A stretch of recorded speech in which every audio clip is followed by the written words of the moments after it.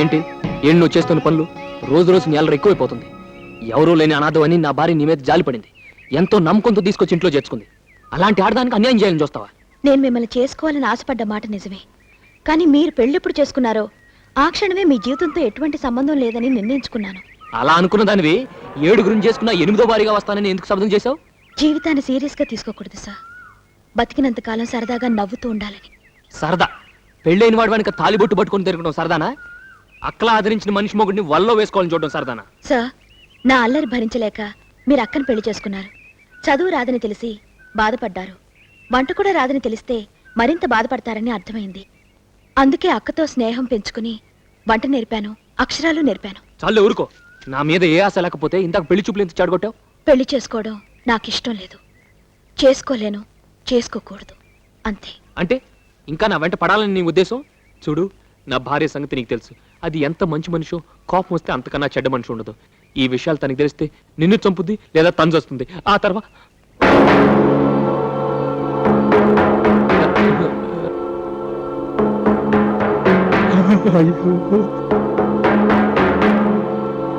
మరి ఎంతసేపు ఎందుకు? ఇప్పుడే కదా వచ్చింది, లాస్ట్ లో, వెరీ లాస్ట్ లో. ఏం వినలేదు కదా? అబే ఏం లేదు. ఇందాక పెళ్లి చూపులు చెడగొట్టింది కదా, అస్సలు దీని సంగతి ఒకటి.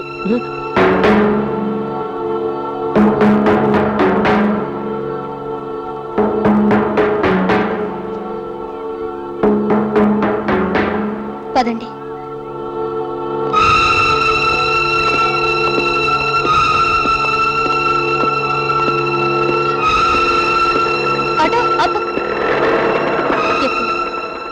ఎక్కడికి?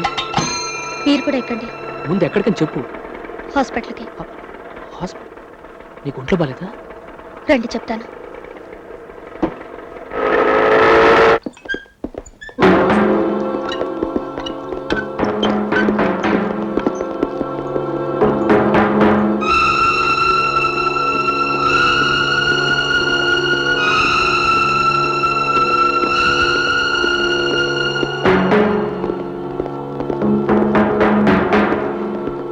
మీరుండండి, డాక్టర్తో మాట్లాడొస్తాను.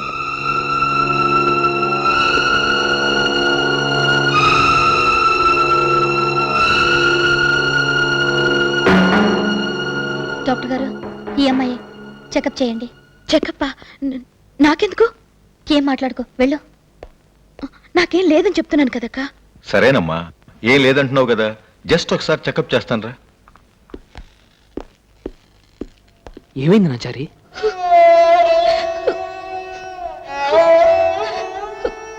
మీరు పదండి చెప్తాను. 2-3 రోజులుగా రోజా ప్రవర్తనలో తేడా కనిపించింది.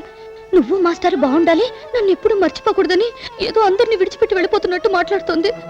నాకు అనుమానం వచ్చి ఈ రోజు తను పెట్టి తెరిచి చూశాను. ఇదిగో చూడండి, దాని ఖర్చీఫ్.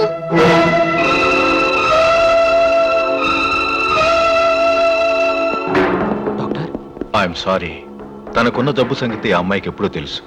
మా చెకప్లో కూడా అదే తేలింది. పాప మా పిల్ల ఎన్నో రోజులు బతకదు.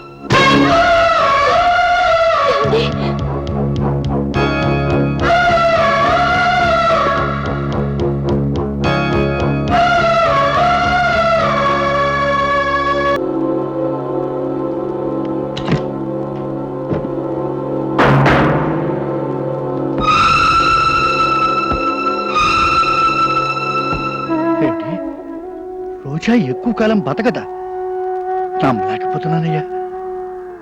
ఇంత ఆవేదాన్ని గుండెల్లో దాచుకుని ఇన్నాళ్ళు చలాకీగా తిరిగింది. భయంకరమైన వ్యాధి గుండెలు దొలిచేస్తున్నా చిరునవ్వు నవ్వుతూ మాట్లాడేదంటే ఎంత సహనం కావాలి వెంకటేశ్వర్లు. కాలం ఆమె చిరునవ్వును దోచేస్తోందని తెలిసాక బాధని చెప్పడానికి కూడా బాధ సరిపోవడం లేదయ్యా. నన్ను క్షమించు వెంకటేశ్వర్లు. ఇన్నాళ్ళు నేను సరదాగా ఏడిపించాను, మిమ్మల్ని చూసి నాలో నేను నవ్వుకున్నాను. కానీ ఇవాళ కన్నీళ్లతో తప్ప పలకరించలేకపోతున్నానయ్యా, పలకరించలేకపోతున్నాను. పాపం, ఆడపిల్లగా పుట్టి ఏ అచ్చటా ముచ్చటా తీరకుండానే వెళ్ళిపోతుందని తలుచుకుంటేనే.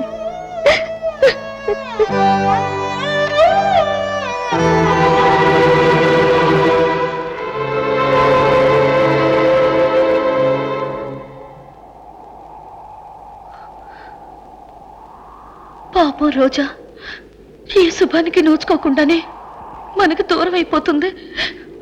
తీరని కోరికతో రోజా వెళ్ళిపోకూడదు. అందుకే మీరు చెప్పినట్టుగా ఆ పిల్లకి 75 మార్కులు వేసి పసుపు కుంకాలతో సుమంగళిగా రోజా స్కూల్లో ఉంది, మిమ్మల్ని అర్జెంటుగా రమ్మంది.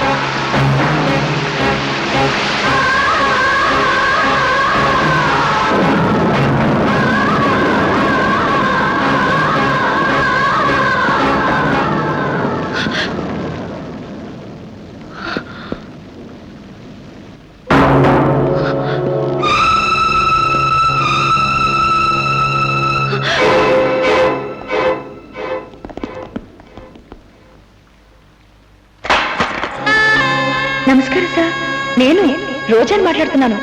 ఎందుకు సార్ బాధపడుతున్నారు? నేను ఎక్కడికి వెళ్ళిపోలేదు. చల్లటి మీ మనసులో ఎప్పుడు బ్రతికే ఉంటాను సార్. ఓ మాస్టారు తన స్టూడెంట్ ని పవిత్రంగా చూడాలన్నది మీ ఆదర్శం. ఆ ఆదర్శాన్ని నిరూపించడానికే భగవంతుడు నన్ను మీ స్టూడెంట్ ని చేసి మీ దగ్గరికి పంపాడు.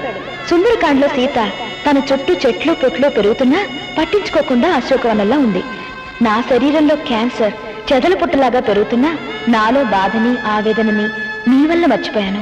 నవ్వుతూ మీ మధ్య తిరిగాను. సుందరాకాండలో సీత తన కష్టాల నుండి ఎలా బయటపడ్డదో మన సుందరాకాండలో నేను కష్టాల నుండి బయటపడాలని కోరుకున్నాను. నా కోరిక ఈనాటికి తీరింది. నేను కన్నుమూశానని నా కోసం కన్నీరు పెట్టొద్దు. నేను మీకు దూరం కాలేదు. అక్క వంట చేస్తే ఆమె చేతి కమ్మదొనలో ఉంటాను. అక్క పాట పాడితే నా గొంతుతో పాడినట్టే. అక్క ఏ పని చేసినా ఆమెలో ఉండి నేనే ఇంటి పనులు చేస్తాను. అవును కదా సార్? నేనెంతో ముచ్చటతో చేయించుకున్న తాళిబొట్టుని చెడగొట్టి మీకు పుట్టబోయే పాపకి మెళ్ళో చైన్, చేతికి గాజులు చేయించాను. ఎందుకో తెలుసా? త్వరలో నేనే మీ పాపనే పుడతాను. మరి ఉంటాను సార్. అక్క తెలుగు